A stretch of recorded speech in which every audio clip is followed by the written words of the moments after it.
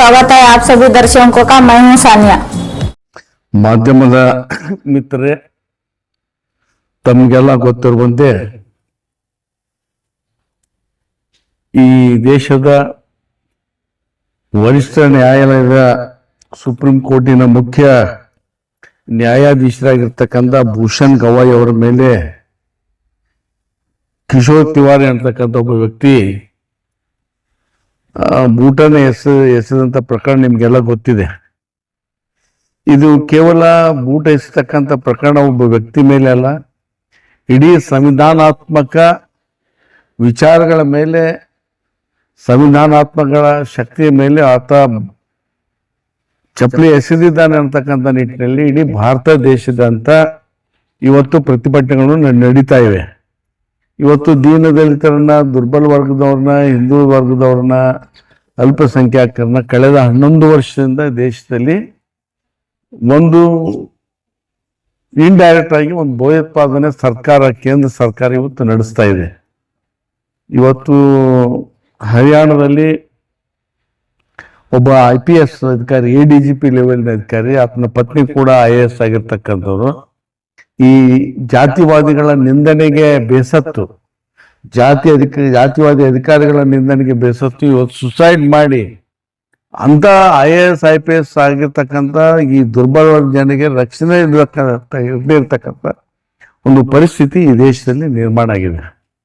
ಅದಕ್ಕಾಗಿ ಈ ದೇಶದಲ್ಲಿ ಇರ್ತಕ್ಕಂಥ ಏನು ಸರ್ಕಾರವನ್ನು ಎತ್ತರಿಸಲಿಕ್ಕೆ, ಮುಂದೆ ಈ ರೀತಿ ಘಟನೆಗಳು ಆಗಬಾರ್ದು ಅಂತಕ್ಕಂಥ ನಿಟ್ಟಿನಲ್ಲಿ ಎಲ್ಲ ಜನರಿಗೆ ಒಂದು ರಕ್ಷಣೆ ಸಿಗಬೇಕು ಅಂತಕ್ಕಂಥ ಒಂದು ನಿಟ್ಟಿನಲ್ಲಿ ಇವತ್ತು ನಾವು ನಮ್ಮ ಜಿಲ್ಲೆಯಲ್ಲಿ ಮುಷ್ರಿಫ್ ಅವರು, ನಾವು ಮತ್ತು ಎಲ್ಲ ಬ್ಯಾಕ್ವರ್ಡ್ ಕ್ಲಾಸಿನ ಜನ, ಮೈನಾರಿಟಿ ಜನ, ಎಲ್ಲ ಪರಿಶಿಷ್ಟ ಜಾತಿ ವರ್ಗದ ಜನ, ಅಂದರೆ ಮೇಲ್ವರ್ಗದ ಸಂವಿಧಾನವನ್ನು ಒಪ್ಕೊಂಡಿರ್ತಕ್ಕಂಥ ಜನಗಳು ಕೂಡ ಇವತ್ತು 14ನೇ ತಾರೀಕಿಗೆ ನಾವು ಬಂದ್ ಕರೆ ಕೊಟ್ಟಿದ್ದೇವೆ. ಆ ಬಂದನ್ನು ಜಿಲ್ಲೆಯ ಜನತೆ ಯಶಸ್ವಿಗೊಳಿಸಬೇಕು. ಬಿಜಾಪುರದಲ್ಲಿ ಮುಷ್ರಿಫ್ ಅವ್ರ ನೇತೃತ್ವದಲ್ಲಿ ಎಲ್ಲ ಜನರು ಕೂಡ ಅಲ್ಲಿ ಬಂದು ಭಾಗವಹಿಸಿ ಇಡೀ ಸಭೆ ಮೋರ್ಚಾವನ್ನು ಯಶಸ್ವಿಗೊಳಿಸ್ಬೇಕು. ಮತ್ತು ಎಲ್ಲ ಏನು ಅಂಗಡಿಕಾರರಾಗಲಿ, ರಿಕ್ಷಾ ಸಂಘಗಳಾಗಲಿ, ವ್ಯಾಪಾರಸ್ಥರಾಗಲಿ, ಏನು ವಹಿವಾಟುಗಳೇನಿದೆ, ಆಸ್ಪತ್ರೆ ಒಂದನ್ನು ಬಿಟ್ಟು ಎಲ್ಲರೂ ಕೂಡ ಅವತ್ತು ಬಂದಿಗೆ ಸ್ಪಂದನೆ ಮಾಡಬೇಕು, ನಮ್ಮ ಜೊತೆ ಸಹಕಾರ ಮಾಡಬೇಕು ಅಂತ ಹೇಳಿ ಅವ್ರಿಗೆ ಕೂಡ ವಿನಂತಿಯನ್ನು ಮಾಡ್ತೇವೆ. ಇಷ್ಟು ಹೇಳಿ ನಾನು 2 ಮಾತನ್ನು ಮುಗಿಸ್ತೇನೆ. ಜಯವಾದ. ಆಸ್ಪತ್ರೆ ಒಂದು ಬಿಟ್ಟು, ಮೆಡಿಕಲ್ಸ್ ಬಿಟ್ಟು ಎಲ್ಲ ಬಂದಿತ್ತು. ಬಸ್ ಬಂದಿತ್ತು, ಎಲ್ಲ ಟೋಟಲ್ ಮಾತಾಡಿ. ಇವತ್ತು ಮುಷ್ರಿಫ್ ಅವರು ನಾವು ಕೂಡೇನು ಹೋಗಿ ಎಲ್ಲ ಅವ್ರ ನೇತೃತ್ವದಾಗನೇ ಬಿಜಾಪುರದಾಗ ಎಲ್ಲ ಸಂಘಟನೆಗಳ ಜೊತೆ ಮಾತಾಡಿದ್ವಿ. ಮತ್ತು ಈಗೂ ಕೂಡ ಕೆಲವು ಕಡೆ ಅವ್ರು ಕರ್ಕೊಂಡು ಹೊಂಟ್ರೆ ಹೋಗ್ತಾ ಇದ್ವಿ.